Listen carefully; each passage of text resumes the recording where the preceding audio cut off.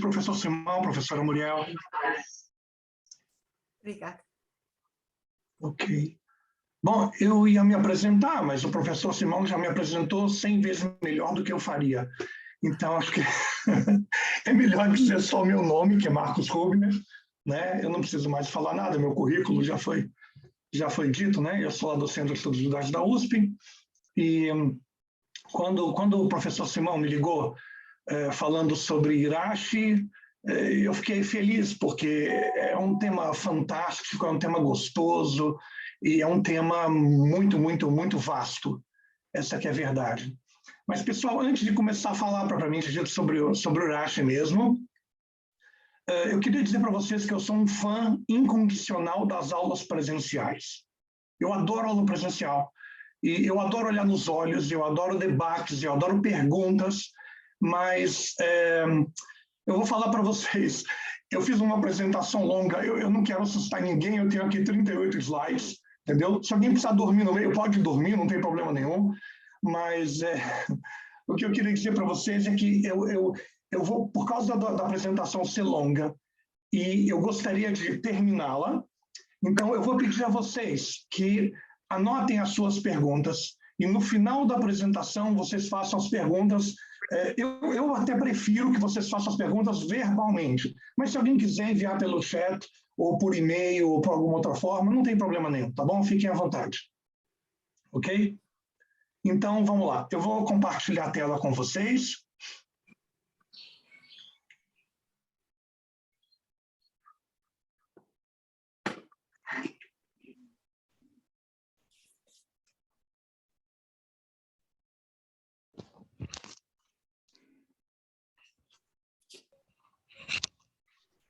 Vocês conseguem ver a tela? Dá para ver bem? Ok, maravilha. Sim. Então, tá bom. Então, nós vamos falar sobre Irache, tá certo? E vamos começar. Essa moedinha aí que vocês estão vendo, com a figura do Irache, que eu escolhi para a capa, é uma moeda que vocês podem comprar lá no Museu do Irache, em Troyes, cidade em português talvez seja Troyes, né? Mas em francês a pronúncia correta é Troyes. É a cidade onde vivia Irache, e hoje a sinagoga dele virou um museu. Essa moeda pode ser comprada lá, ela custa mais ou menos, pelo que eu vi aí no site, custa mais ou menos 14 euros, né? Então é uma moeda bonitinha. Então, vamos lá. Quem é Irache, gente? Quem é Irache? Né?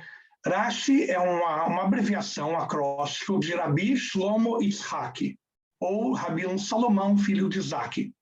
E eu acho que para a maioria de vocês ele dispensa comentários.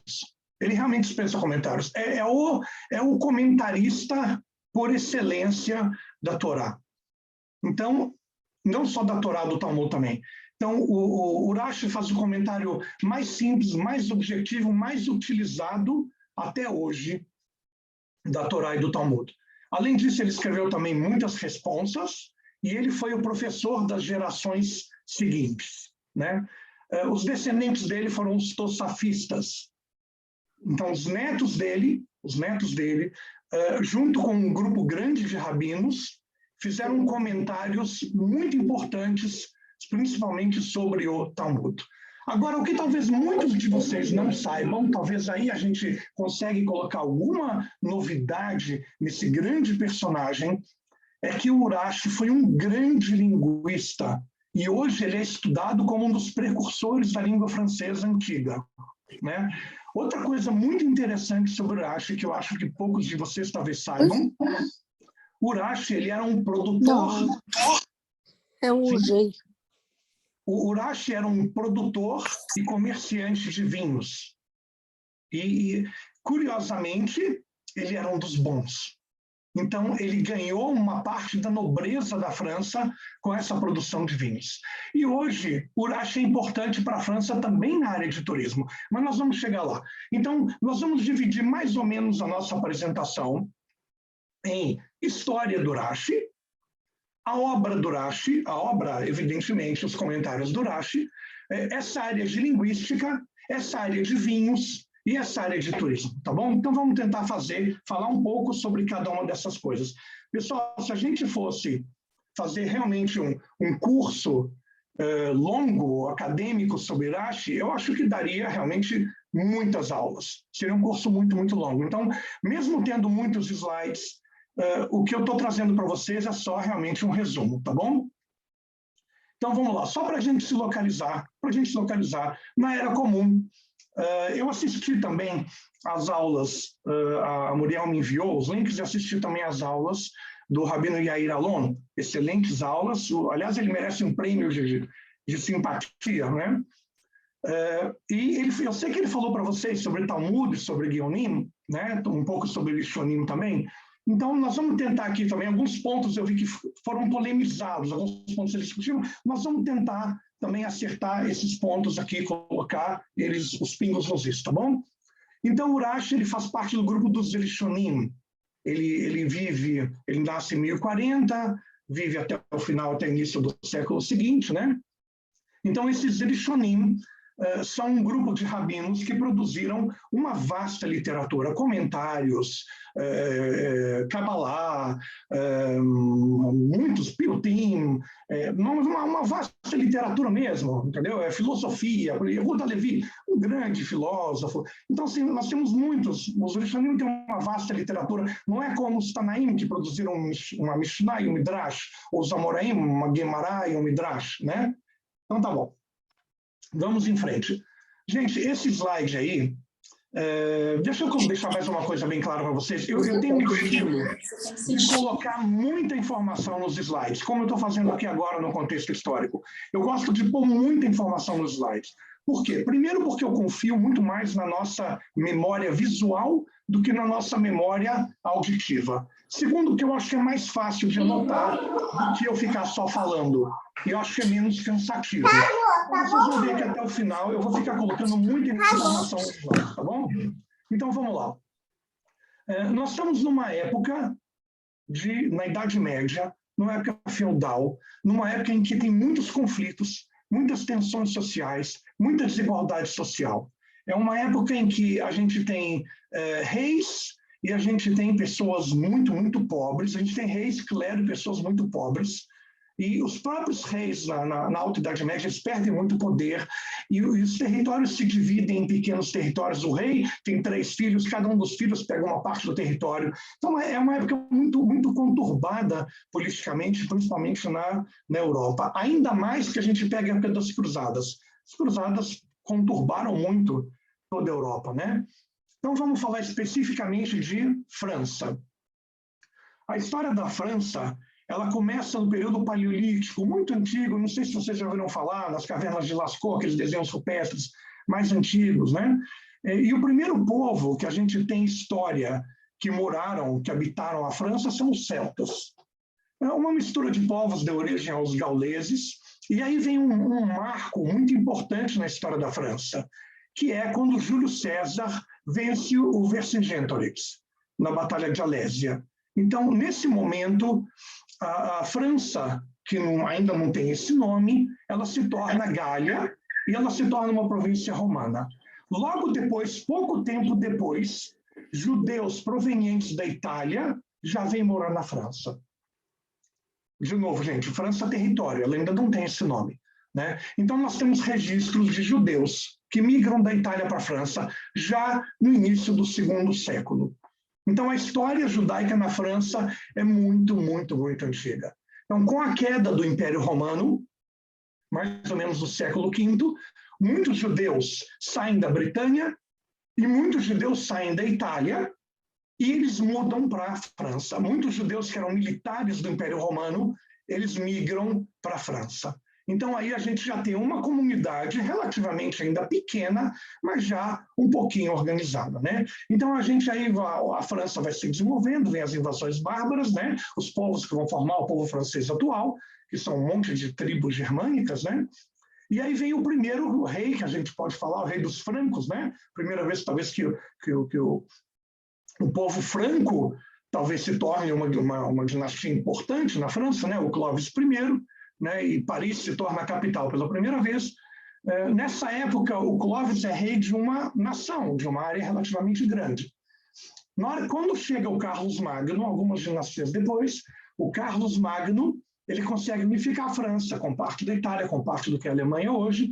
Nessa época tem um enorme influxo de judeus para a França.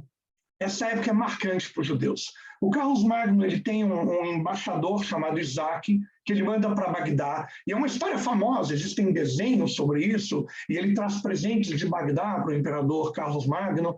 Então, nessa época, o Carlos Magno, inclusive, convida príncipes, né, descendentes do rei Davi para morar na França. Essa época é uma época marcante para os judeus franceses, né? Logo depois do Carlos Magno, a França se divide em várias províncias. Então, a gente está numa época em que os reis são reis só locais, por exemplo, o Capeta é coroado rei apenas de Paris e dos entornos. Ele não é mais rei de um país grande, de uma nação, né? Nessa época já começam a ter massacres, né? Esse primeiro massacre que a gente tem notícia em Mainz, que é na fronteira hoje quase entre França e Alemanha, esse massacre de 1007 é por causa de uma situação inusitada, um bispo que se converte ao judaísmo e os cristãos ficam com raiva disso, acabam atacando a comunidade judaica, massacrando, né? Nessa época, nesses massacres, tem uma história muito marcante para nós, a história do Rabino Amnon.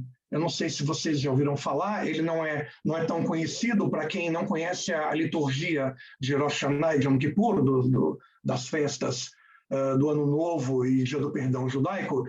O Rabino Amnon é aquele que escreve um Tanetokef, é uma reza que ela é lida no Musaf, quer dizer, na reza que é um acréscimo de Rosh Hashanah e de Yom Kippur. E ele foi preso e torturado.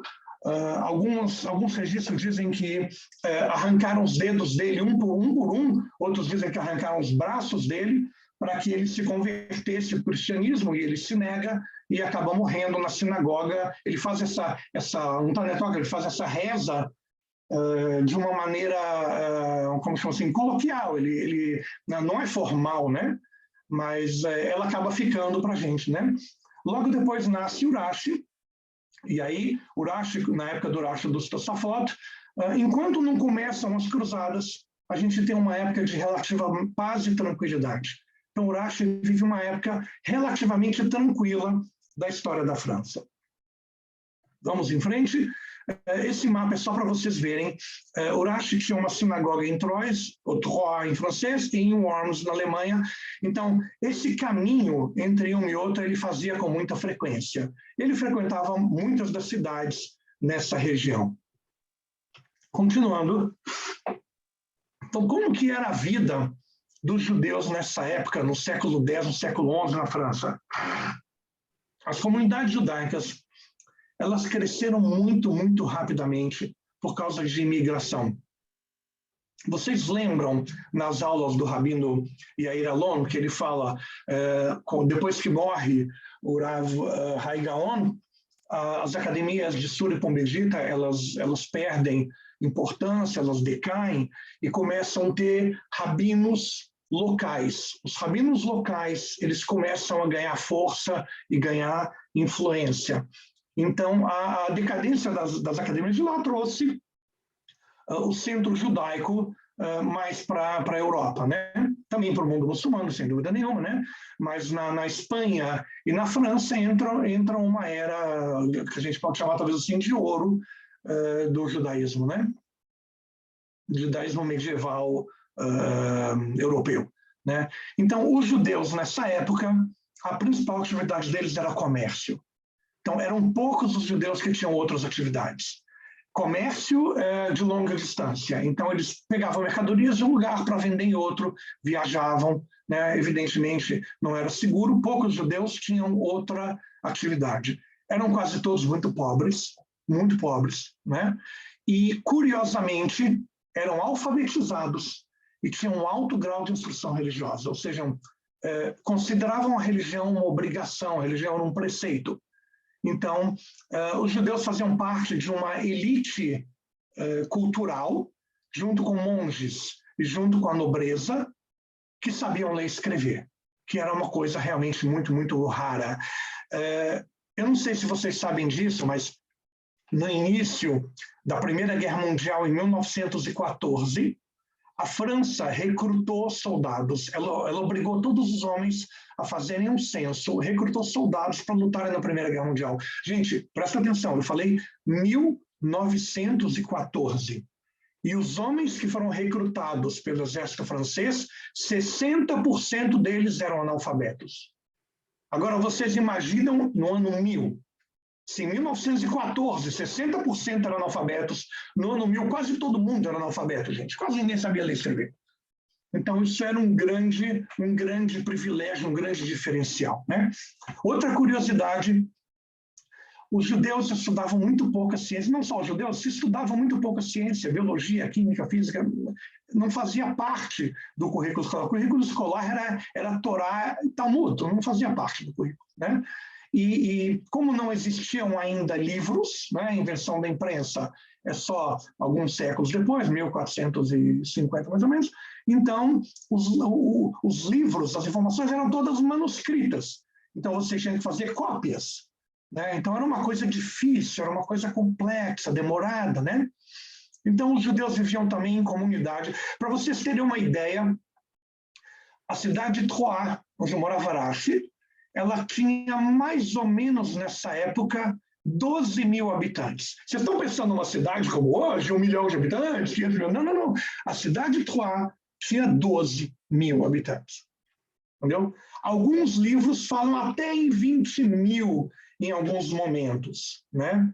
Mas o curioso é que a gente está falando de uma comunidade judaica de alguns poucos mil pessoas, né? Uma comunidade realmente muito pequena, mas a vida era comunitária, né? Outra curiosidade, existiam tribunais rabínicos.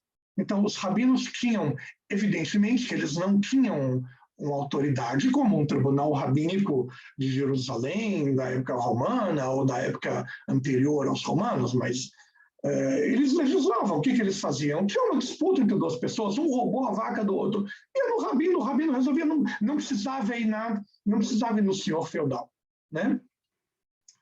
Depois, até as cruzadas, os judeus viviam numa relativa estabilidade, tranquilidade na França, no norte da França, tá bom? Mais uma coisa, os judeus falavam francês. É muito interessante. Os judeus tinham costumes franceses, roupas francesas, falavam francês. Mas eles viviam, nós vamos falar isso daqui a pouquinho, eles viviam numa diglossia. O que é diglossia?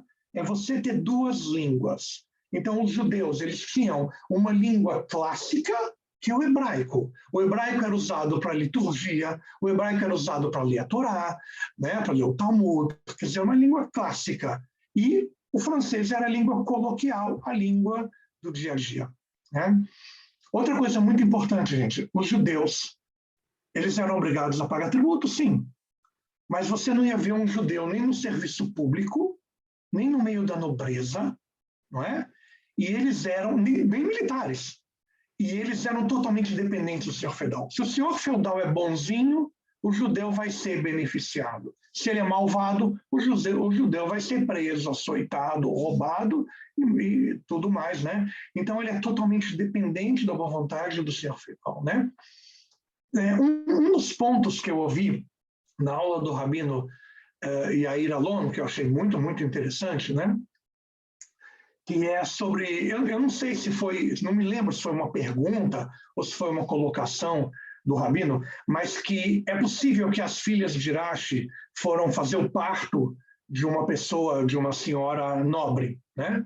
É possível. Eu fui consultar um professor, um nobre professor, amigo nosso da Universidade de Paris, o professor Jean-Yves Carfantin. Aliás, muito obrigado, professor, se estiver nos ouvindo, não sei se está, mas existia na França a figura do judeu da corte.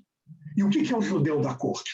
As mulheres da França não sabiam fazer partos. Então, não são só as filhas do Rashi. Então, as mulheres judias, com frequência, iam fazer partos nas casas dos nobres, né?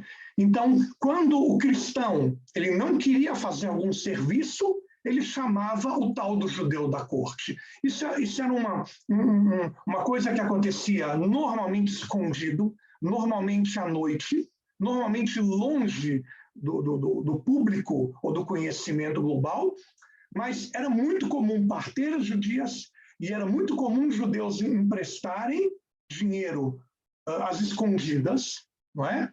E os judeus também muitas vezes eram donos de botecos. Nós temos alguns casos também em vários lugares que o senhor feudal pegava os judeus para serem coletores de impostos. Isso era um problema para os judeus, porque isso também causava muito antissemitismo, porque coletar imposto é uma função extremamente ingrata até nos dias de hoje, né?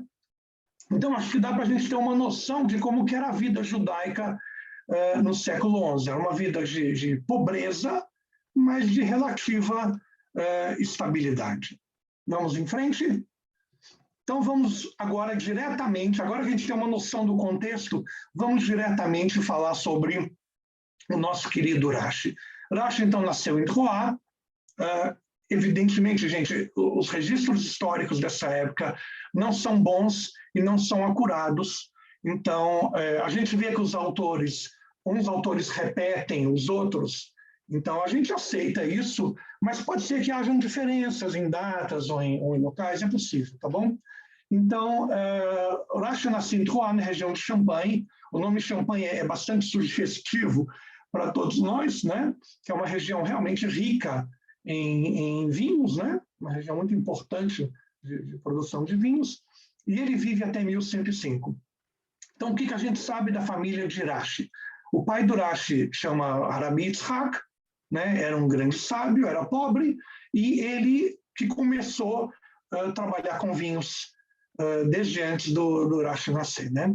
Então, a gente tem uma história, vejam bem, gente, as histórias dessa época foram passadas de boca a boca, a gente acha da literatura, mas muitas delas têm um caráter um pouco místico ou um pouco lendário, tá bom?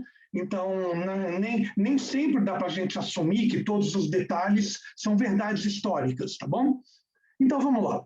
O pai do Urashi, conta-se essa história que ele teve um grande mérito para ter um filho como Urashi. Qual foi o mérito dele?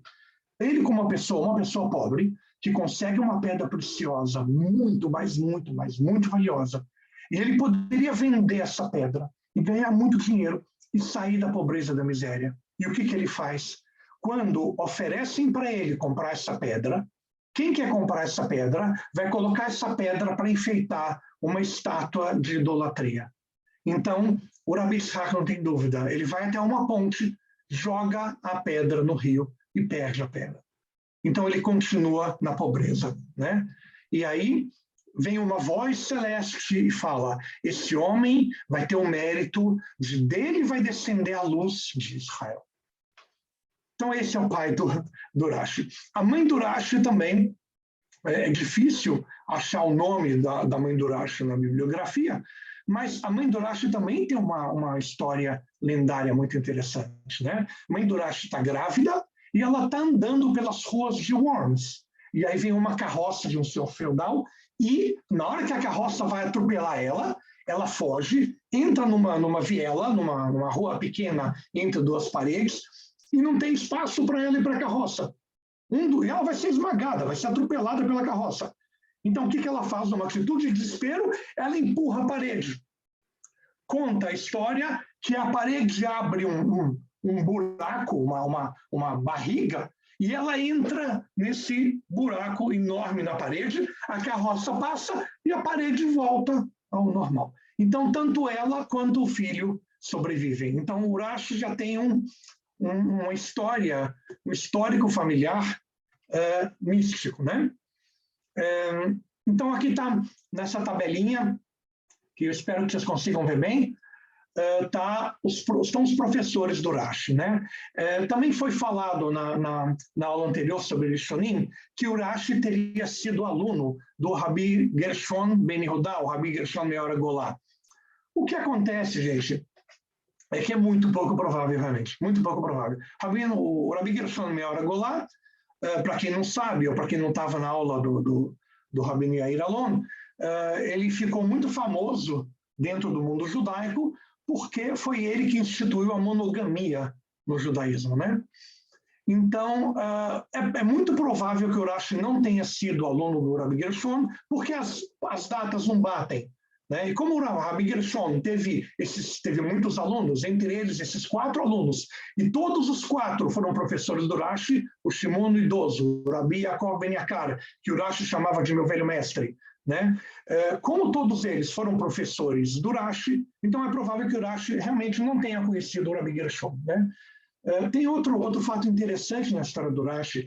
Ele fazia uma coisa chamada peregrinação religiosa, que era uma coisa comum entre as pessoas mais religiosas, né? Então, o rapaz estava numa yeshiva e ele ouvia falar, eu ouvi dizer que tem um rabino lá em Worms, muito famoso, muito bom, um rabino muito legal, que recebe bem as pessoas. O sujeito viajava para lá, enfrentava todos os perigos da viagem e viajava para outra cidade. Isso era muito raro entre os cristãos, muito comum entre os judeus, né? Então, até nessa época não existem sobrenomes, né? Mas até hoje a gente sabe que judeus têm muito apelido ou sobrenomes com nome de lugar, né? O genovês, aquele que vem de Gênova, né? O troiano, aquele que vem de Troia. Por exemplo, eu sou de Belo Horizonte, eu cheguei em São Paulo, durante os meus 2 ou 3 primeiros anos em São Paulo, me chamavam de BH. Ô, BH, tudo bem? BH, tudo bem? Né? Então, porque o judeu migra muito, então ele acaba ganhando o nome do lugar de onde ele vem, né? Então, os judeus tinham esse costume, desde aquela época, de fazer essa peregrinação religiosa, de viajar para outras cidades, abandonar a família, os jovens, principalmente, viajam para outras cidades, né? E na outra cidade, ele estuda em uma yeshiva, e fazia isso várias vezes. O Rashi tem um histórico de viajar por várias cidades, não só por Worms e Lorraine, né? Então, o Rashi, ele volta para Troy quando tem mais ou menos 25 anos, e curioso, ele se casa aos 18 e ele tem 3 filhas, né? As 3 filhas dele estão aí as listas, né? A lista das 3 filhas, as 3 são relativamente famosas, eram muito instruídas, muito instruídas, e elas participavam também da produção de vinhos, elas conheciam Torá, conheciam Talmud e ajudavam o pai até nas aulas dele, né?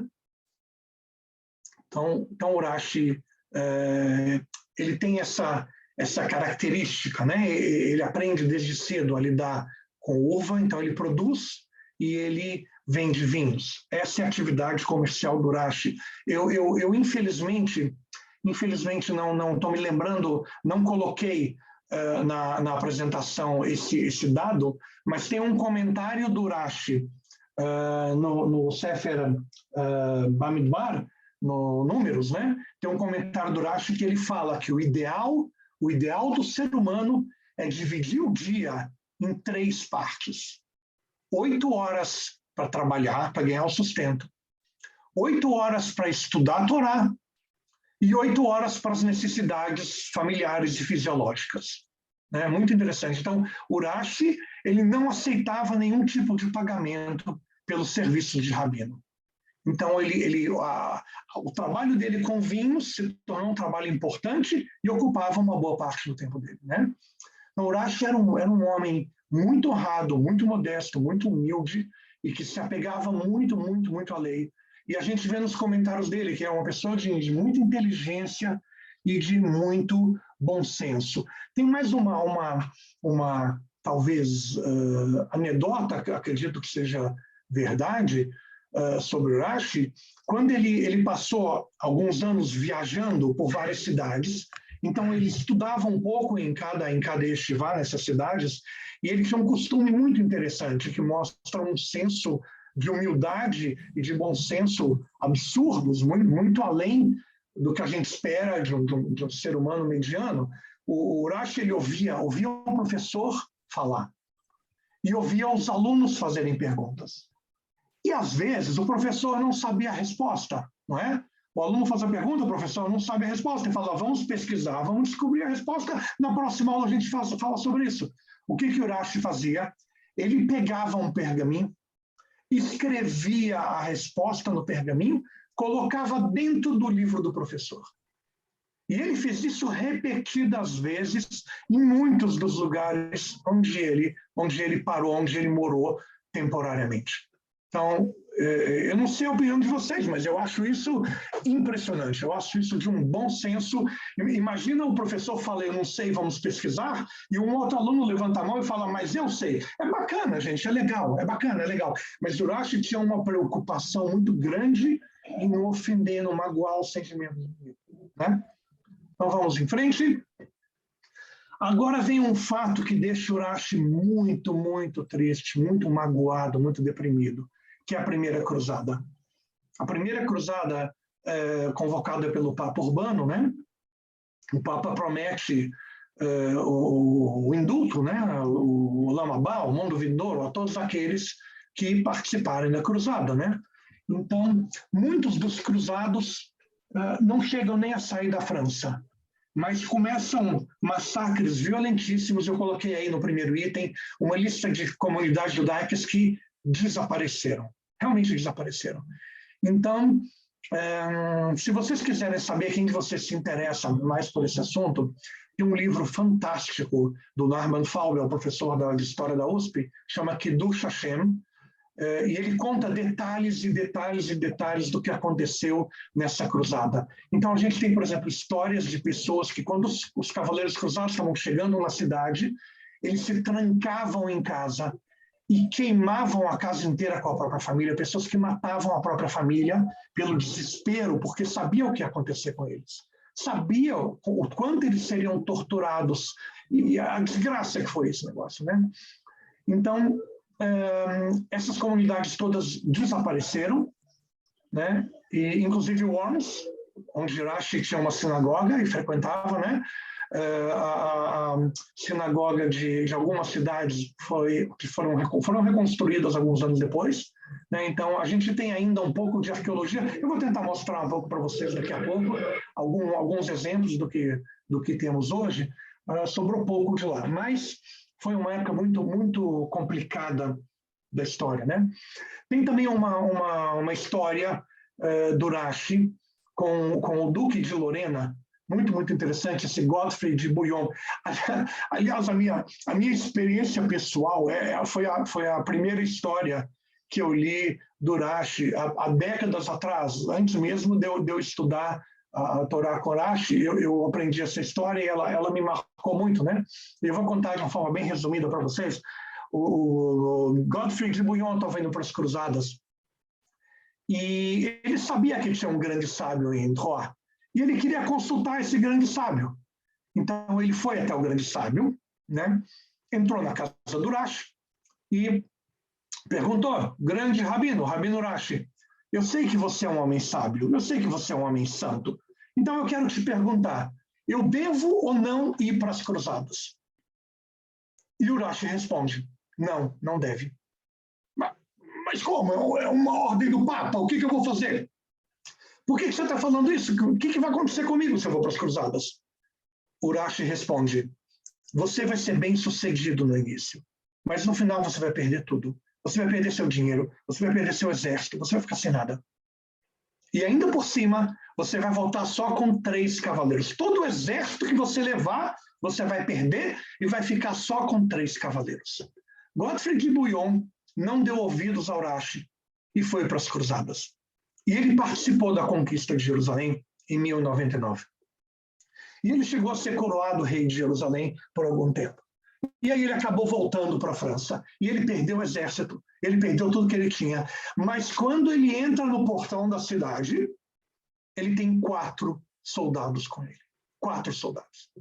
Então ele fala assim: eu vou pessoalmente na casa do Urashi matar esse desgraçado que falou que eu ia voltar com 3, ele errou, está voltando com 4 soldados. Quando ele atravessa o portão da cidade, cai uma pedra e mata um dos soldados dele. Então ele fica com 3 soldados.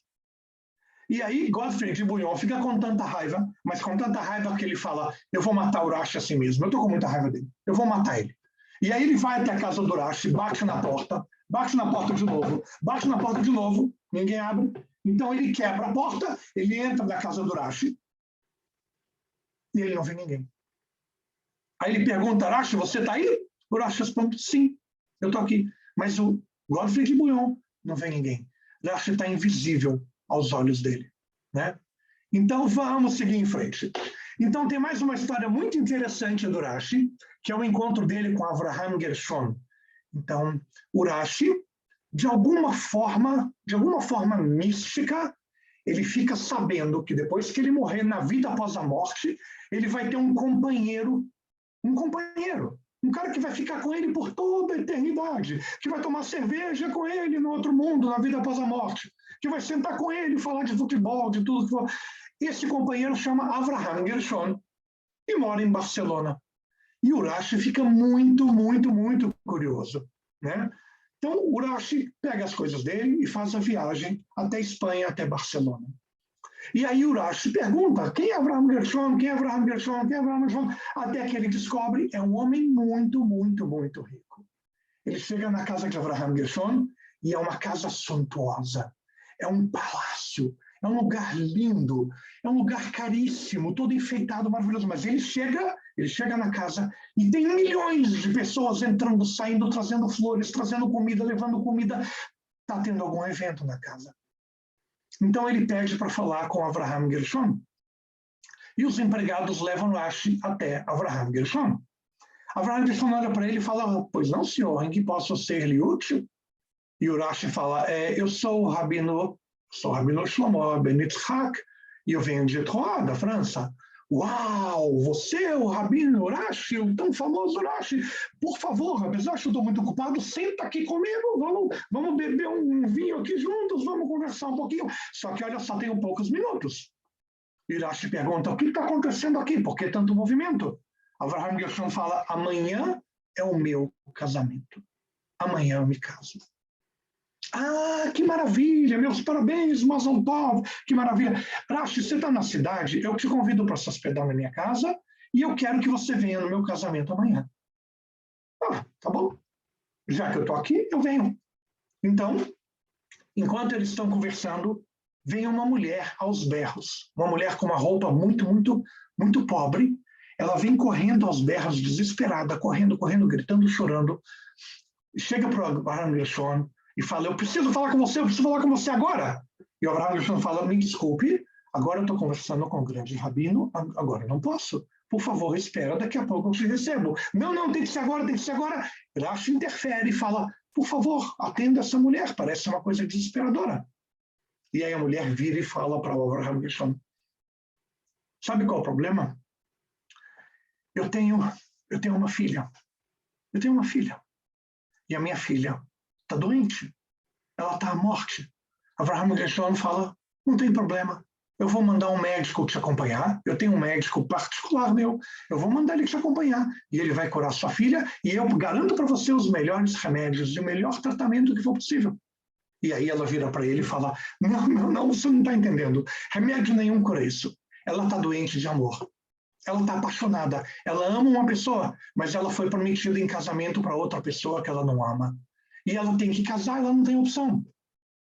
E quem é essa pessoa para quem não foi prometida? Você, Avraham Gershon. A minha filha vai casar amanhã com você. E ela está de cama, doente de amor, e ela vai morrer porque ela ama outra pessoa.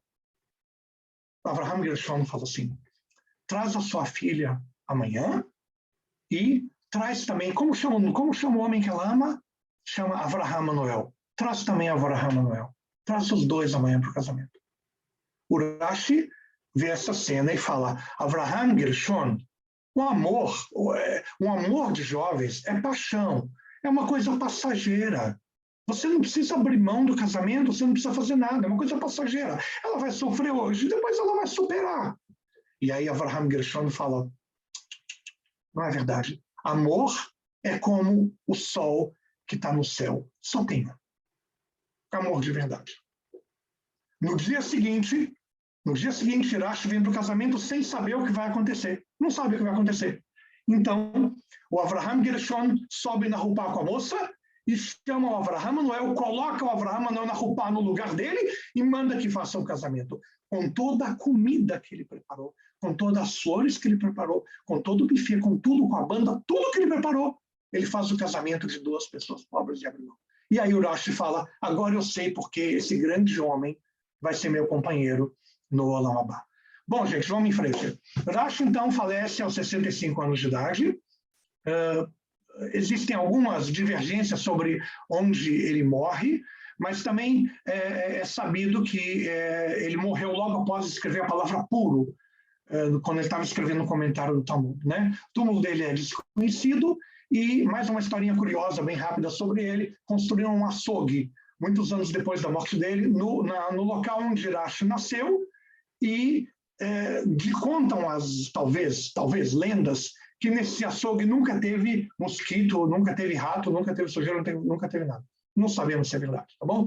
Bom, gente, vamos em frente. Agora, nós falamos de história do Urashi, vamos falar agora sobre a obra do Urashi. Então, primeiro item que é muito, muito importante a gente deixar bem claro: vocês estão vendo aí no meio do slide, na parte do meio, vocês estão vendo o hebraico quadrado normal, a gente chama de Ktav Ashuri, no Talmud, não é? Na linha do meio, a gente tem o Ktav Rashi, a escrita Rashi, e na linha de baixo, a gente tem a escrita cursiva moderna de Israel, que é da escola de Eliezer Ben Yehuda, né? Essa letra cursiva foi escrita no início do século passado, né? Então, o que é muito importante que vocês saibam: Ktav Rashi não foi inventado por Rashi, ok? Na página aí do lado, nós temos dois exemplos do século XIII e do século XV. O Ktav Rashi é uma evolução das escritas cursivas dessa época. É uma evolução. Ou seja, ela não tem um inventor. Você não pode falar, tal pessoa inventou esse Ktav. É uma escrita cursiva que era utilizada na época. Inclusive, o exemplo mais antigo que a gente tem é esse que está aí na tela de vocês, de 1200 e pouco. É o exemplo mais antigo de Ktav Rashi. E a gente tem também exemplos da Espanha, na França e no norte da África, que remontam mais ou menos ao século XIII também. Okay? Então, naquela época, já se usava, século XIII, já se usava esse tipo de escrita. Por que usava esse tipo de escrita? A gente pode especular que é uma escrita fácil de escrever. Pensa, gente, não tem impressora inkjet, não é? Não tem caneta esferográfica. Então, o pessoal escreve como? Escreve com pena, com tinta, não é? Aquilo derrama. Você tem que ter uma escrita que é fácil, que é rápida e que ocupa pouco espaço, porque o pergaminho é caro. O papel também, quando foi trazido para a Europa, começaram a imprimir livros, também era caro. Então, era importante escrever muito em poucas páginas. Então, o texto tinha que ser conciso, né? A prensa foi inventada em 1455, né? E olha que curioso, pessoal. Os primeiros livros impressos em hebraico, os dois primeiros livros impressos em hebraico, só 20 anos depois que a prensa foi inventada, trazem um comentário de Rashi. Mais curioso ainda, com o Ktav Rashi. Ok?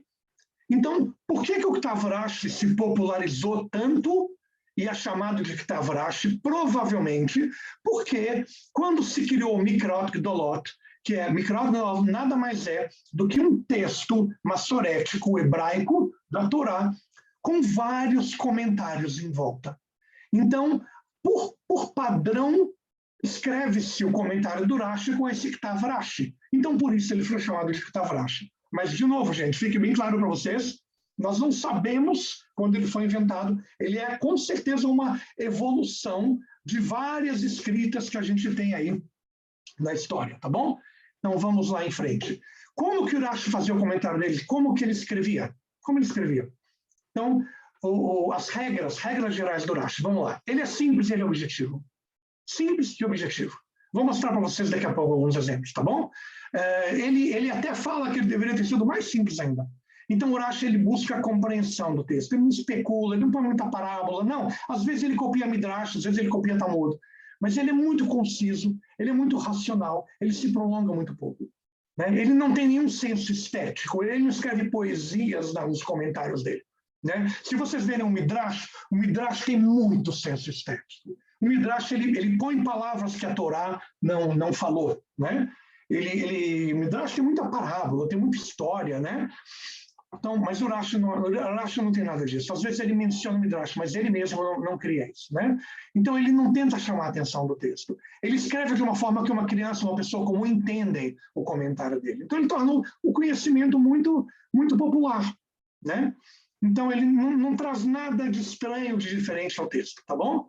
Então, para quem quiser entender a fundo como funciona o sistema do Urashi, nós temos aqui 3 grandes professores que fizeram estudos muito profundos. Professora Nahama Leibovitz, da Tel Aviv University, né, professor... a pergunta da professora Nahama é o que o Urashi está respondendo?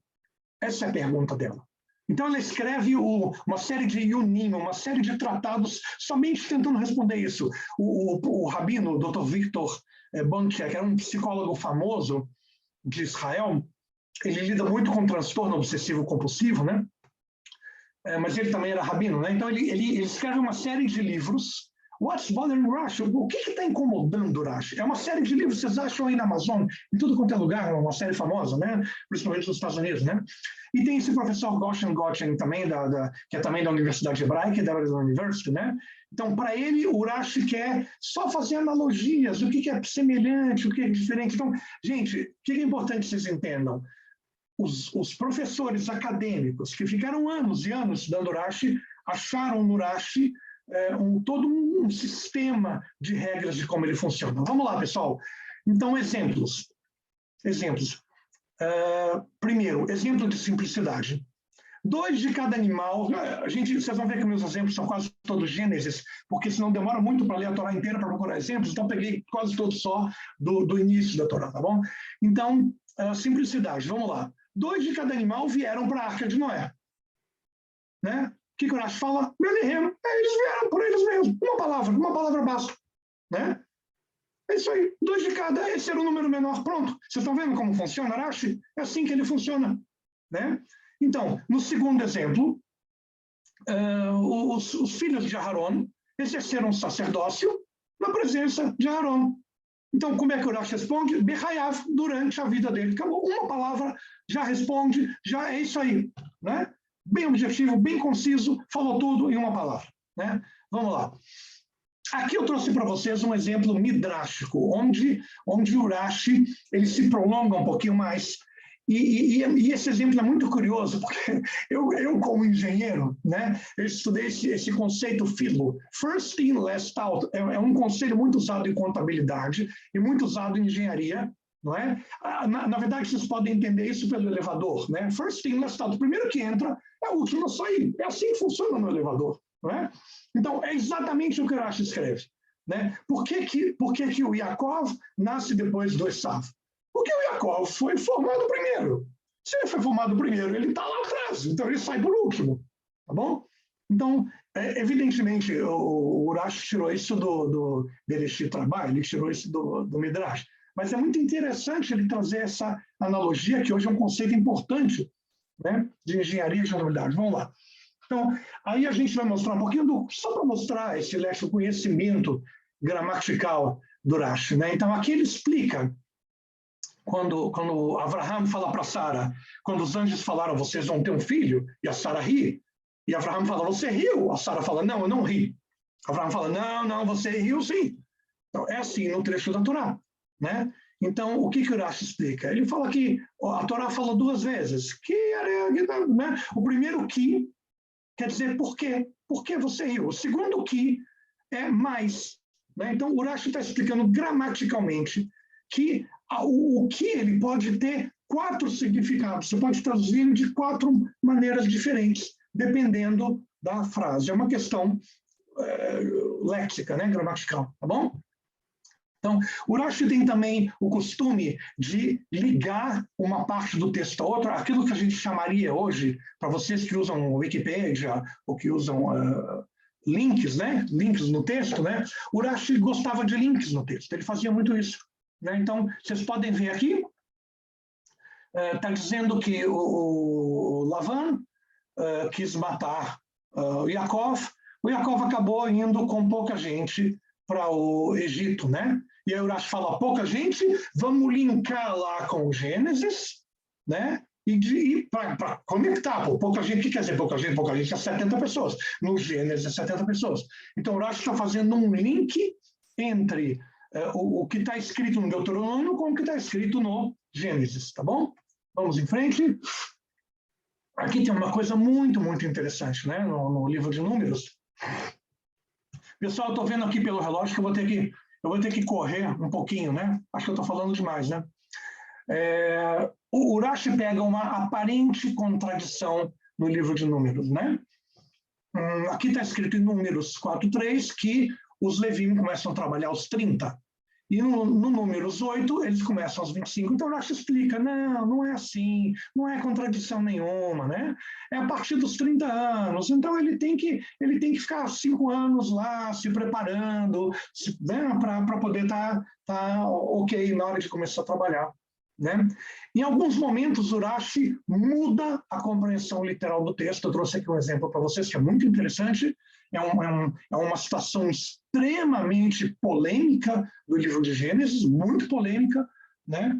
Que é o seguinte: o Reuven, depois que morre Arahel, o Reuven, está escrito na Torá, que ele se deita com Bilá.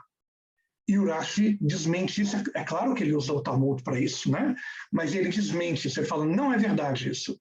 Mesmo que está escrito na Torá, isso não pode ser lido como literal. O que acontece é que o Reuven entrou na tenda do pai dele e tirou a cama do pai dele de lá e levou para a tenda da Leia, que era a mãe do Reuven.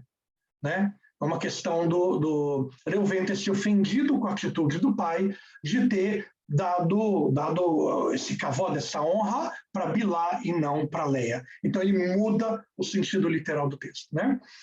E aqui está mais um exemplo em que o Urashi ele faz uma coisa também muito interessante para nós que usamos computador também é muito fácil, mas o mundo antigo era complicado, né? Quando a Bíblia repete o Bashel Mevushal, quando a Bíblia repete a palavra, Urashi diz, isso é um negrito, é uma ênfase, a Torá está dando ênfase, está tornando esse termo mais forte.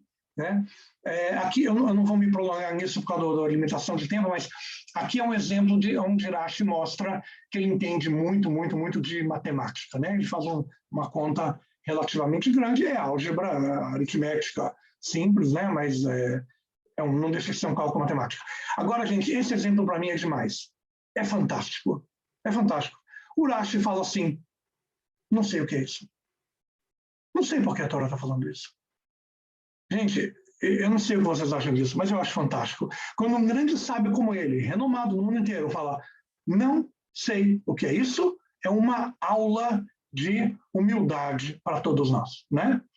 E aqui eu vou mostrar para vocês uma questão da visão do Urashi. Gênesis 1, talvez um dos comentários mais famosos do Urashi de todos, né? O que ele fala? Ele linka a criação do mundo com a terra de Israel. Ele linka a criação do mundo com a terra de Israel ser dada ao povo judeu, que talvez não faça muito sentido. Muitos outros comentários falaram, por que Urashi faz isso? Por que a Torá não começa com as mitzvot, com as leis de Deus? Mas Urashi diz, a Torá não começa com as leis de Deus, porque Deus quer dizer que ele criou a terra. Então ele dá a terra para quem ele bem entender. E ele deu essa terra de Israel para o povo de Israel. Gente, evidentemente é uma questão muito polêmica, eu não quero fazer julgamento de valor, mas Urashi deixa isso bem claro. A terra é de Deus, ele dá para quem ele quiser. E no futuro, quando disserem que os judeus tomaram essa terra, é porque a terra é de Deus e ele deu para os judeus. Né? Então eu trouxe aqui só para motivo de comparação. Deus prometeu a terra para Abraão 7 vezes, para Isaac 1 vez, para Jacó 3 vezes. Né? O Alcorão fala muito claro que os judeus devem habitar na terra de Israel com segurança, que essa terra é dos judeus. Né? A gente vê aí, por exemplo, Tzipi Hotovely, que era vice-ministra do exterior de Israel. Ela fala a mesma coisa. Urashi diz que a Torá começa a criação do mundo para dizer que essa terra foi dada por Deus ao povo de Israel. Então, vejam bem, parece que Urashi está dando uma mensagem contemporânea para a gente. Não é? Parece que está dando uma mensagem contemporânea. Talvez para o povo de Israel, talvez eterna, não sei julgar. Mas é uma mensagem contemporânea. Né? Eu coloquei uma frase do Rabino Jonathan Sachs sobre isso, né? Que o Rabino Jonathan Sacks, ele interpreta o que Urashi fala, né? E a interpretação do Rabino Jonathan Sacks sobre isso é que a terra prometida aos filhos de Israel é uma, no meio de 82 nações cristãs e 56 nações muçulmanas, e Urashi quer deixar isso bem claro, que o povo de Israel tem direito a essa terra. Essa é a interpretação do Rabino Jonathan Sacks, ok? Vamos em frente. A importância do Urashi, gente, importância do Urashi como linguista. Então, o Urashi, ele coloca muitos termos, na verdade, vocês podem ver no slide, 3.157 termos em francês. Evidentemente, em francês arcaico. E ele chama esse francês arcaico de Lashon Amzar, língua de um povo estrangeiro. Essa tradução é minha, eu não sei se é melhor. Lashon Amzar, língua de um povo estrangeiro. Então, ele escreve palavras francesas com caracteres em hebraico, para alguns termos, para 3.157 termos. Tá bom, e daí? Que importância tem isso? O que acontece é que isso passou a ser incorporado aos estudos do francês antigo. Então, hoje, nos dicionários franceses, esse trabalho do Urashi ganhou uma grande importância. Vamos dar alguns exemplos, a gente já fala um pouquinho mais sobre isso. Então, a gente tem aí no Gênesis, né? A gente fala o Esaú, o Esav, é cheio de cabelo, o Urashi chama de floqued, quer dizer, alguma coisa tipo flocado, né? Cheio de cabelo. O outro exemplo que eu trouxe é que a terra, bem isso, Bereshit, Baraloquim, Viara, Saitatou, Vavô, a terra era sem forma e vazia. Seria Astordison, em Laz, né? Em francês antigo. Né? Tem muito, gente. Se vocês pegarem os comentários de Urashi, na Torá tem muito Laz. Né? Então, a língua francesa, ela surge muito pouco antes do Urashi. Muito pouco antes do Urashi. Né? Então, ela é uma língua ainda em nascimento, em crescimento. A língua da região onde Urashi nasce e cresce é a langue d'oil, é a língua de Champagne. Até o final do século XII, a França ainda tinha 2 dialetos diferentes um do outro. Né? Então, Urashi tinha um grande amigo, que era um cristão, Christian de Troyes, não precisa nem dizer que é cristão, né, pelo nome, né? E esse Christian de Troyes, ele era um grande intelectual, e ele é um dos que criou um pouco das bases da língua francesa, e a amizade com Urashi define muito essa criação da língua, né? Então, hoje a gente tem um grande linguista falecido agora no final do século passado, Arsène Darmestaeder, que criou um dicionário de francês antigo baseado nas palavras utilizadas pelo Urashi. Então, ele usa muito o Laz do Urashi para reconstruir a língua francesa original, a langue d'oil, tá bom? Vamos em frente. Então, o Urashi mostra também que ele tem muito conhecimento, não só do francês, mas de outras línguas. Eu trouxe aqui um exemplo em que ele coloca termos em aramaico, né, Padan Torim, e coloca termos também em árabe Fadan. Né? Então, o Urashi é o que a gente chamaria hoje de poliglota. Bom, vamos em frente, vamos passar para o próximo ponto. Urashi, então, é um produtor de vinhos, evidentemente ele não é um grande produtor de vinhos, né? Mas, de novo, essa amizade de Urashi com o Christian de Troyes é que possibilitou essa produção de vinhos. Então, tanto Urashi quanto as filhas dele, dá licença um instante.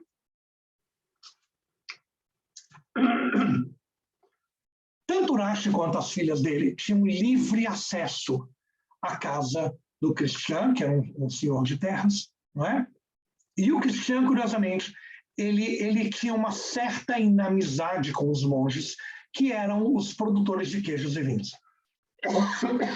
Então, Urashi consegue ser até dono, de uma certa forma, de um pedaço de terra e produzir um bom vinho, né? E como Urashi ele viajava da França para a Alemanha e circulava pela França, que era uma coisa que nem sempre era fácil, era perigoso, né? A gente especula que Urashi distribuía vinhos para os senhores feudais, né? Uma certa forma de agradar, né? O Christian de Troyes, com certeza, era um grande consumidor dos vinhos do Urashi, né? E Urashi tinha também um grande diferencial. Como eu falei para vocês, quase todo mundo era analfabeto nessa época, né? E o Urashi sabe escrever. Então, o Urashi, ele registra a produção. Quando faz frio, quando faz calor, o que acontece com a planta, não é? Então, ele tem todo o registro por escrito, que é um grande diferencial com relação aos outros produtores de vinho, né? Vamos falar um pouquinho agora sobre a questão um pouco mais atual. Vocês podem ver aí à esquerda, essa é a Sinagoga de Urashi, em Troyes. Hoje ela foi reformada, ela é um centro cultural. Essas duas imagens centrais são imagens da sinagoga reformada, evidentemente baseado no que seria a sinagoga naquela época, né? E à direita embaixo é a sinagoga de Urashi em Worms. Ele tinha muitos alunos nos dois lugares, né? Então, é curioso que hoje existe, vou mostrar aqui para vocês, hoje existe um circuito turístico em Troyes, fazendo exatamente o caminho do centro antigo, onde está a sinagoga do Urashi e onde eram os locais judaicos, né? Vocês podem ver esse cartaz da esquerda, eu tirei de um site do governo de Champagne, né?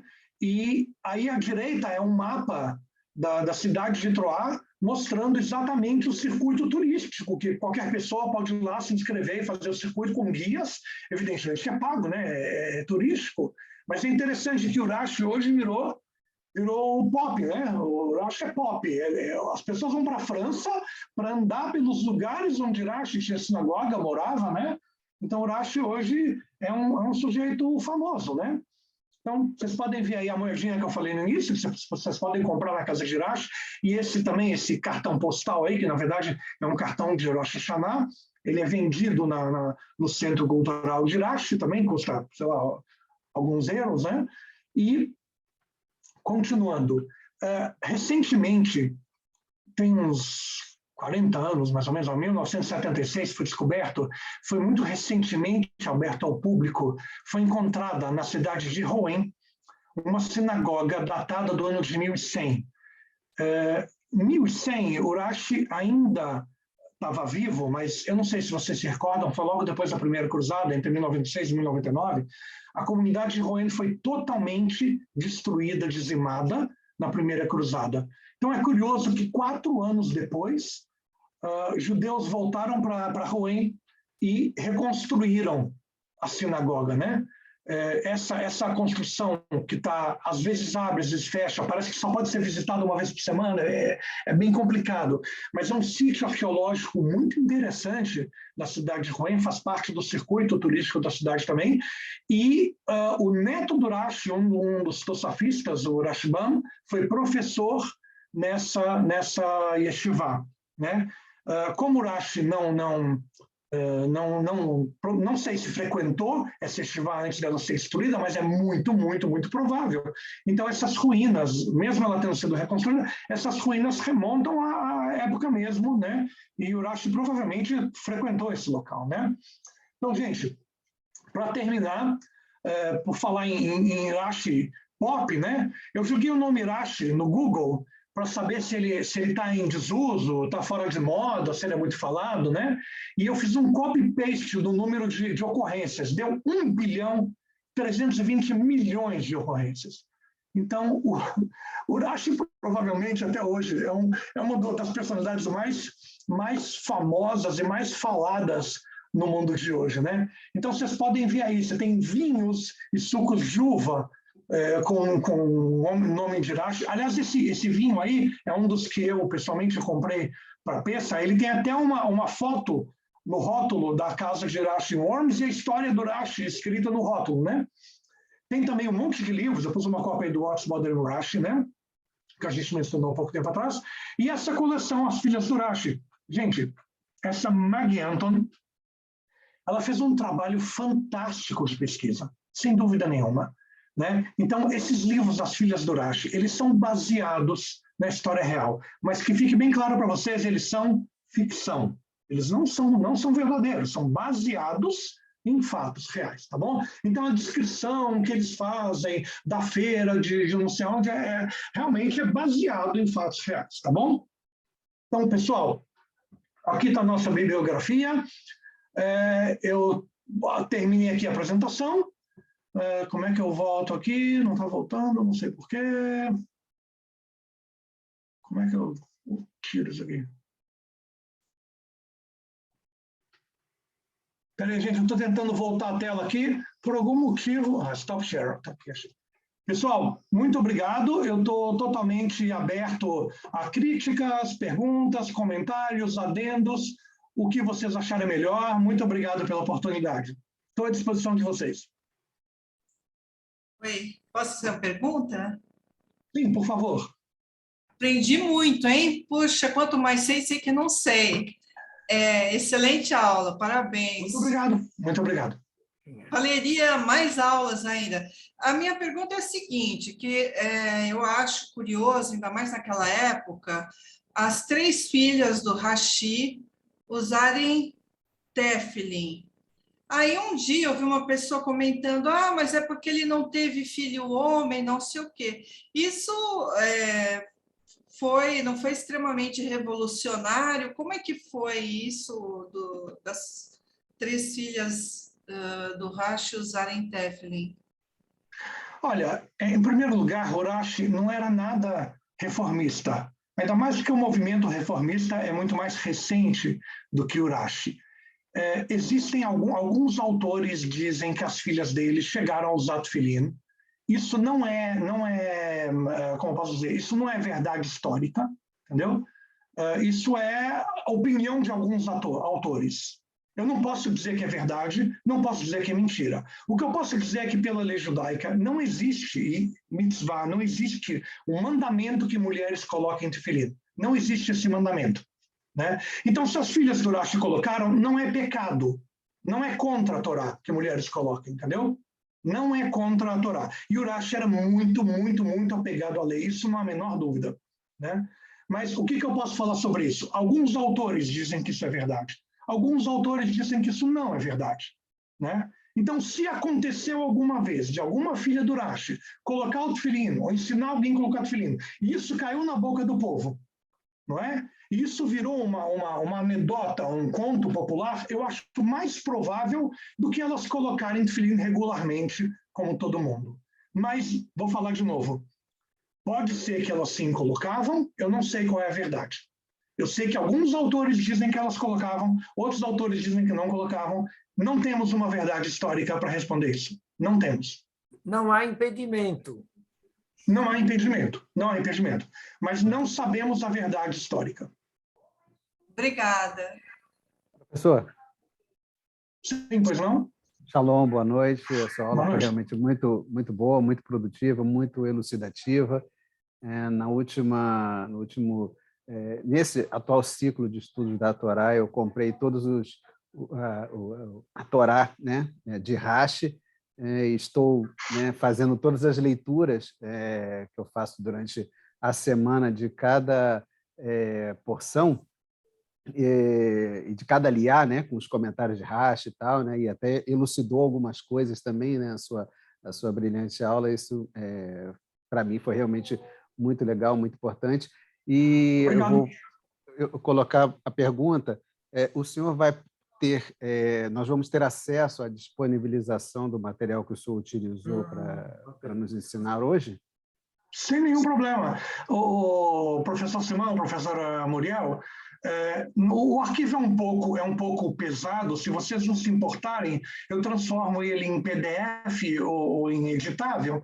Eu envio para vocês, vocês podem disponibilizar. Eu sou de opinião que o conhecimento tem que ser espalhado, divulgado, né? E o conhecimento não é como se diz, não é exclusividade nem minha nem de ninguém. O conhecimento deve ser o máximo possível espalhado, divulgado.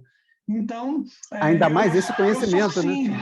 Sim, Périx, eu só peço a você ou a quem mais utilizar esse material, apenas se você utilizar esse material, não para você, mas de alguma forma oficial, simplesmente citar a fonte, tá bom? Ah, com certeza. Mas está à disposição de vocês, não tem problema não. Eu envio para o professor Simão e o professor Muriel e eles encaminham para vocês por e-mail, tá bom? Sem nenhum problema. Tá, muito obrigado. Combinado, professor, sem problema nenhum. A gente vai transmitir. Ok.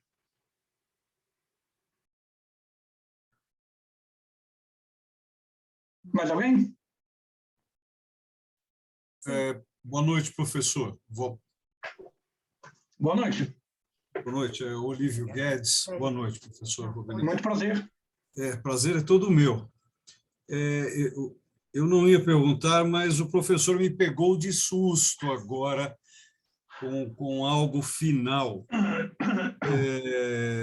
Estou falando a respeito de Chrétien de Troyes. Essas datas, esse período, são datas precisas e, por vezes, imprecisas, né? E, pelo que se sabe, Chrétien de Troyes escreveu a linhagem do Santo Graal, que é o mito cristão, né? E, por volta desse mesmo período, principalmente na cidade de Toledo, surge, né, a questão do recebimento, da Cabalá, que é quase no mesmo período. Claro que aí nós poderíamos falar de 100, 200 anos, e eu nunca tinha associado. Eu escrevi um livro em 2006 a respeito dessa linhagem. Eu nunca associei Rachi com Chrétien de Troyes. Eu gostaria até de marcar com o professor um dia para conversarmos a respeito de que nós pudéssemos verificar as fontes. Por que eu digo que as datas são estranhas? Porque é a mesma questão que estávamos falando antes, de quem ele conheceu e quem ele não conheceu, porque, às vezes, as datas não batem. As datas chamadas ortodoxas, né? Mas, pelo que eu tenho notícia de um colega nosso da Sorbonne, realmente Chrétien de Troyes, ele se debruçou sobre esse assunto, e ele até ousa dizer que todos os chrétiens, ou seja, todos os homens que têm o epíteto de Chrétien na França nesse período eram judeus. Essa é uma das teses, até gostaria de... Ele deve estar no Brasil, esse amigo, gostaria até de lhe apresentar. Eu só estou explanando tudo isso porque o professor me pegou de susto, viu? Eu não sabia que os dois haviam se conhecido. E quero já parabenizá-lo infelizmente, pelo tempo que ele urge, mas eu acho que o caminhar foi muito bom. Muito obrigado pelo seu falar. Obrigado. Meu amigo, você gosta de café? Gosto muito de café. Então tá bom, maravilha. Vamos tomar um café juntos aí qualquer dia. Muito bom. Ótimo, obrigado. Já obrigado pelo convite, Mas obrigado mais ainda pela sua falha e por esse momento de assalto. Muito obrigado.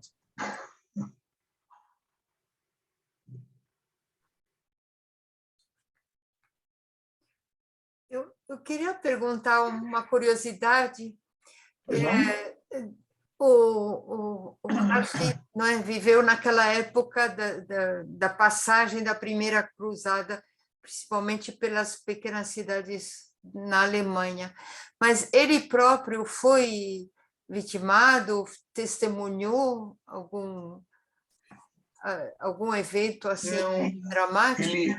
Ele perdeu muitos alunos, perdeu parentes, e o neto dele, um dos netos dele, chegou a ser preso, provavelmente torturado, né? Mas ele pessoalmente passou ileso.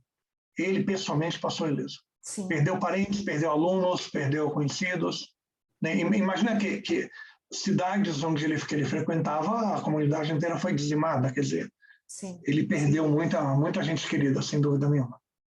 Isso causou... Sim, a biografia dele diz que ele passou com muita depressão, tristeza, né, os últimos anos por causa desse fato lamentável, né? Sem dúvida. Mas houve enfim, eventos na cidade de Troyes? Não que eu saiba. Então, não que eu saiba. Obrigada. Acho que tem 32 observações no chat. Eu não liguei o chat. Vocês preferem que eu ligue ou vocês... Eu vou ler da mais Ok. recente a depois. Patrícia Gomes escreve: muito grata, eventos violentos. A Cleia achou uma excelente aula, muito obrigada. Patrícia Gomes, de novo, material muito rico e slides, excelentes os slides, eu vou ter prazer de rever e de compartilhar. Leonardo, abraços a todos, uma boa noite. Obrigada, professor, excelente aula da Lea Sara. Gratidão por mais uma excelente aula. Explanação muito clara e profunda. Excelente aula do Fernando. Jaqueline Barroni, excelente aula. Gratidão, professor. Anderson, eu acho que eu estou me tornando repetitiva, mas a unanimidade... Eu acho que o Anderson está querendo perguntar uma coisa. Anderson, por favor, pode abrir o microfone? Pessoal, consegue ouvir? Consegue ouvir? Não, não estamos ouvindo, nem vendo. Ouvir? Melhorou. Perfeito. Deixa eu desligar o computador aqui. Professor, rapidamente, né? O senhor colocou aqui que tem um comentário do Rashi onde ele simplesmente afirma que ele não sabe, né? E que como isso seria um exemplo. Eu gostaria de perguntar se haveria algum outro caso, né, de rabinos pensadores que poderiam vir a discordar de algo colocado no Talmud, por exemplo, né, ou de algum pensamento que seja majoritário, justamente com uma afirmação semelhante, né, de que seja preferível afirmar que não se pode saber, né, o que simplesmente não se sabe em relação a qualquer outra ideia. Ô Anderson, você alguma vez já leu alguma página do Talmud? Anderson? Ô, professor. Você já leu alguma página do Talmud? Não, leitura mesmo não. Ah, tá bom, tá bom. Anderson, é o seguinte, o Talmud é muito interessante. A filosofia talmúdica, Anderson, é que a sua pergunta vale mais do que a resposta. Presta atenção no que eu estou falando, não sei se é novo para você isso. A sua pergunta vale mais do que a sua resposta. Então, o Talmud, a Guemará especificamente, ela faz muitas perguntas e não consegue responder muitas delas. Mais do que isso, um rabino faz uma colocação, o outro discorda, um terceiro discorda diferentemente do segundo e um quarto discorda diferentemente do terceiro. É assim que é o Talmud. Entendeu? Então, isso no meio judaico, meu amigo, é muito comum. É muito comum. O cara falar, não sei o que você quer dizer com isso, ou o cara falar, não concordo com você nesse ponto, eu acho que deveria ser de outro jeito, né? Anderson, tem uma parábola, eu vou te falar, é história que eu conto, já contei para os meus filhos pequenos antes de dormir, mas é bem ilustrativa, é uma parábola rabínica que é assim, um sujeito doutorado, pós-doutorado em Harvard e no MIT, vai para o rabino e fala, quero estudar Talmud. E aí o rabino fala, não, você não está preparado para isso. Não, como assim eu estou preparado? Eu tenho doutorado, pós-doutorado, 35 títulos em tudo que eu tenho. Como que eu não posso estudar Talmud? Eu quero estudar Talmud. E aí o rabino fala, estou te falando, você não está preparado para isso. E aí ele fala, não, mas eu quero. Tá bom, eu vou te dar um teste. Se você passar no teste, eu te ensino o Talmud. E aí, Anderson, o rabino fala assim, 2 homens ladrões vão assaltar uma casa. E os 2 descem pela chaminé. Entendeu? Os 2 descem pela chaminé. Entendeu? Um dos 2, quando chega embaixo, quando entra na casa pela chaminé, está com o rosto preto. Qual dos 2 vai lavar o rosto? O sujeito de Harvard fala, mas é lógico que é o cara que está com o rosto sujo que vai lavar o rosto. Aí o rabino responde, você está enganado. Estou te falando que você não entende Talmud. Eu estou te falando que você não sabe nada. Você não entende discussão talmúdica, não é assim. O cara que está com o rosto branco, ele olha para o que está com o rosto preto e fala, opa, o cara sujou o rosto, eu sujei também. Então ele vai lavar o rosto. Mas o cara que está com o rosto preto, olha para o outro com o rosto branco e fala, ele não sujou o rosto, eu também não sujei, não precisa lavar o rosto. E aí o cara fala, pô, Rabino, você me pegou, Rabino. Pô, Rabino, tá bom, me dá um outro teste, me dá outro teste. Tá bom, vou te dar mais um teste. 2 ladrões vão assaltar uma casa, descem pela chaminé, um aparece com o rosto preto. Qual dos 2 vai lavar o rosto? O cara falou, Rabino, você está doido? Você já me falou? O cara que está com o rosto limpo vai lavar o rosto, porque ele olha para o outro e acha que está sujo, vai lavar o rosto. Aí que você se engana. Por que o cara de rosto limpo vai lavar o rosto? Ele é burro? Ele é doido? Ele olha para a cara dele, vê que não está limpo, não vai lavar. O cara que está com o rosto sujo, ele passa a mão na cara, vê que está sujo, ele vai lavar o rosto. Rabino, não está certo isso. Uma hora você falou uma coisa, outra hora você fala outra. Não, Rabino, está errado isso. Não, mas o Talmud é assim. Você discute, você concorda, você discorda. Tá bom, Rabino, me dá mais um teste. Me dá mais um teste, agora eu vou passar. Tá bom, vou te dar um terceiro teste. 2 homens vão assaltar a casa, descem pela chaminé, e um dos 2 chega com o rosto sujo lá embaixo. Qual dos 2 vai lavar o rosto? Rabino, você pegou pesado aí, Rabino. Se uma vez você fala que é um, outra vez você fala que é outro, e agora o que vai ser? Cara, eu tô te falando que você não entende de tal modo. Como é possível que 2 homens desçam pela chaminé e só um vai chegar com o rosto sujo? Anderson, essa parábola ilustra como é a filosofia do Talmud. Não existe um rabino falar e os outros concordarem. Não existe isso no Talmud. Então, minha humilde sugestão, lê uma página do Talmud, você vai entender do que eu estou falando. Entendeu? Eu não sei se existe, entendeu? Um rabino concordar com o outro. A gente até brinca que 2 judeus têm 3 ideias, não é? Então, eu acho que se você ler uma página do Talmud, você vai entender isso muito bem. Os comentaristas da Torá talvez sejam menos debatedores, assim, né?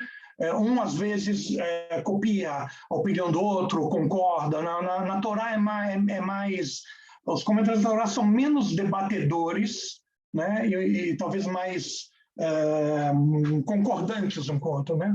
Mas isso não existe, Anderson. Não existe. Todos concordaram, não existe isso. Agradeço a correção, né? Gostei muito da história, né? Muito obrigado, primeiramente. Mas só para correção, acho que eu me equivoquei em falar do Talmud, né? Eu queria só dizer se isso configuraria, de algum modo, uma espécie de teologia negativa, né? Apofática. Mas, enfim, já serviu demais. Agradeço. Claro que não. Positiva, não negativa. Discordância é positiva. Até o momento em que eu torço para o Corinthians e você para o Palmeiras, e a gente se abraça e vai junto tomar uma cerveja, é 100% positivo, não é? No momento que eu começo a ficar com raiva de você e quero bater em você, aí é negativo. Mas quando nós dois estamos num debate construtivo, com amizade, mesmo com discordância, a discordância é muito positiva quando ela é amigável, não é? Quando ela é em prol do... Veja bem, não dá para todo mundo ter a mesma ideia. Não dá, né? É impossível. Então, a discordância é boa no momento que há respeito pelas ideias dos outros, né? Mas existe muita discordância entre amigos, muita, não há dúvida disso. Professor Marcos, acho que o Pericles também tem uma pergunta, levantou a mão. Pericles? Sim. Só mais uma coisinha. O tefilim Rashi foi realmente feito por ele, o estilo do tefilim Rashi, assim como o Rabino Tam foi pelo neto dele? Isso é histórico ou é mitológico? Não, é histórico. Na verdade, não é que é feito por ele. O tefilim, ele remonta à época de Moisés, não é do deserto. Não é feito pelo Rashi. O que acontece é que no tefilim da cabeça existem 4 subdivisões. E o Rashi coloca os pergaminhos numa ordem, e o neto dele, o Rabino Tam, coloca os pergaminhos numa ordem diferente. É só isso. Sim. Eu só queria saber se realmente foi histórico ou se é só atribuído. Né? Tá joia, obrigado. Tradicionalmente histórico, sim. Obrigado. sobre. Alguma pergunta a mais? Eu vou fazer uma pergunta, professor Marcos. Aproveitando aquele seu gancho de que uma opinião e vários comentários a respeito, quem são os comentaristas que conviveram ou que estiveram antes ou depois do Rashi e que eventualmente tenham discordado? Então, nós temos, antes do Rashi, lembra do meu slide? Nós temos os professores do Rashi, nós temos o Rabbi Gershon Meor Agolá, não é? E nós temos os Tosafistas.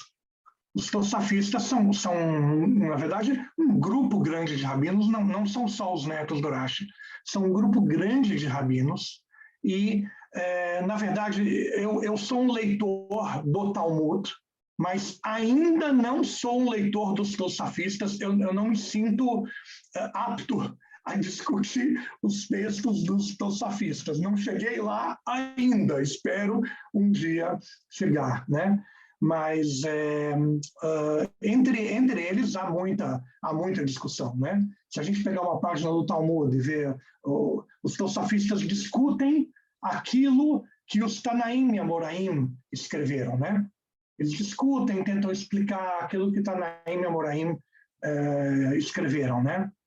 Mas é pena que tantas comunidades, né, judaicas na França foram destruídas, e é pena que o judaísmo espanhol teve um final abrupto, né?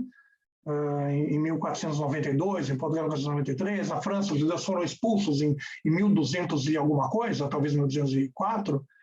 É muita pena, porque essas escolas acabaram se espalhando pelo mundo, seguiram várias correntes, né? O judaísmo da Península Ibérica e da França poderia ter se desenvolvido e crescido e poderia ter, né? Poderia existir até hoje, talvez, uma escola do Rashi tradicional, com debates profundos, né? Mas acabou que muitos desses grandes rabinos morreram e se espalharam, né? Tanto pelo mundo ashkenazi, pela Polônia, Rússia, né? E a escola ibérica espalhou pelo norte da África, Oriente Médio, né? Então, eu acho que eles deram origem, os ensinamentos do Rashi deram origem a muitas e muitas e muitas obras. E há contestadores aos comentários do Rashi? Eu diria que o Rashi é uma unanimidade. Não se estuda quase Torá. É claro que tem outros comentários, né? Lógico, você pega, por exemplo, um Ibn Ezra, é super importante, né? Os Targumim, tem muitos, mas eu considero o Rashi uma unanimidade. Então, assim, no mundo religioso não se estuda Tanakh sem Rashi, não é? E não se estuda Talmud sem Rashi. Essa que é a verdade. Ele chegou a um ponto que, se você lê a Torá sem o Rashi, é capaz que você crie uma nova religião, né? Porque a Torá é muito lacônica, ela é muito resumida, ela tem poucas palavras. Então, cada um que lê tem um entendimento um pouco diferente. Tanto que a Torá dá origem a várias religiões, né? E dentro dessas religiões, a gente tem várias seitas ou subseitas, não é? Ou vários grupos distintos que cada um lendo tem a sua própria compreensão, e a compreensão de um é diferente do outro, né?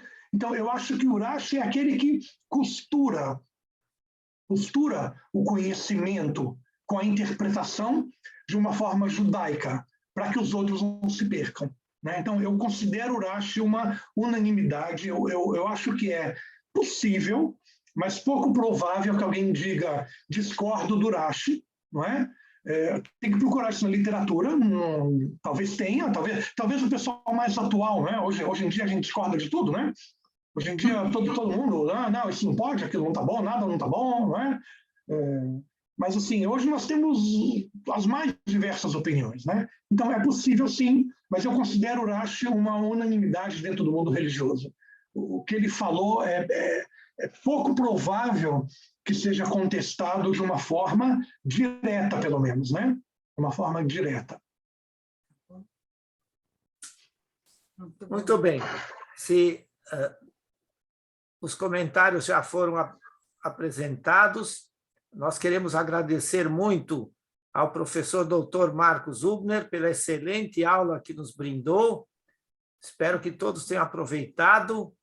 O texto que o professor vai nos mandar, nós vamos retransmitir para todos os participantes, e aí nós vamos ter uma oportunidade para continuar aproveitando ainda mais a excelente aula que ouvimos hoje. Muito obrigado mais uma vez, professor Dr. Marcos Hübner.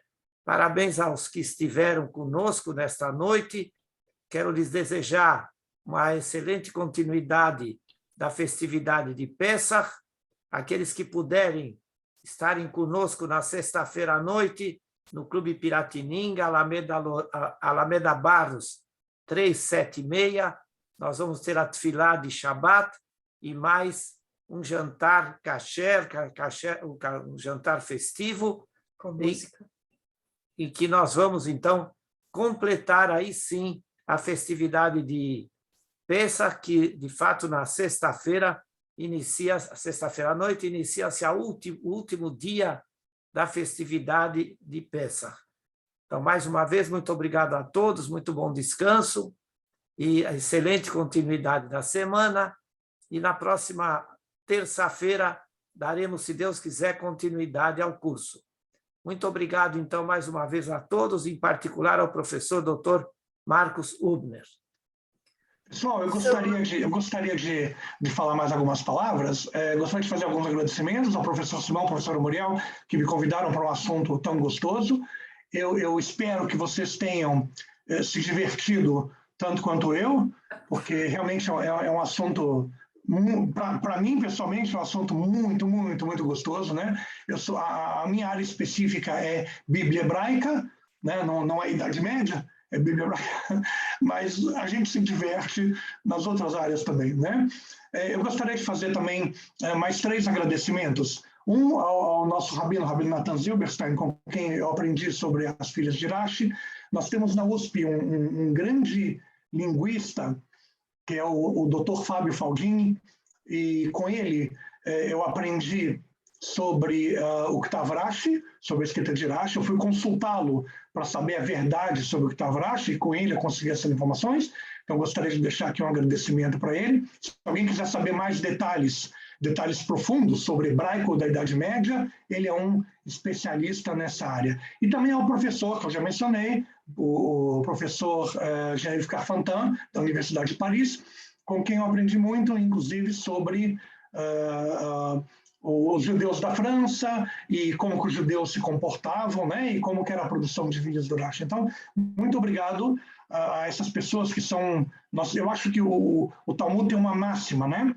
Que um homem sábio é aquele que aprende com todo mundo. Então, todos nós temos que aprender com todo mundo. Todos nós somos sempre alunos e somos sempre professores. Então, gente, muito obrigado. Foi um grande prazer para mim. E muito obrigado. Nós é que agradecemos mais uma vez. Excelente. Fantástica aula. Obrigada. Muito obrigado. Shalom a todos. Laila Tov. Shalom, gente. Obrigada. Boa noite a todos. Obrigada, professor. Obrigada a todos. Obrigada pela aula. Boa noite. Bom descanso. Gratidão. Obrigada. Boa noite. Muito obrigada. Mais uma vez, muito obrigada. Boa noite, Simão. Boa noite, Muriel. Muito obrigado, viu? Obrigada, Olívio. Uma boa noite também. Eu que agradeço. Obrigado. Boa noite a todos. Professor, algum e-mail de contato possível, se fosse possível? Doutor. Sim. Eu posso colocar no chat ou vocês preferem que eu mande junto com o material? Eu mando junto com o material, tá bom? Melhor. Perfeito, agradeço. Obrigado. Ok. Boa noite. Boa noite. Muito obrigada. Laila Tov. Obrigada. Obrigada, Laila Tov. Laila Tov, Josiane, bom descanso.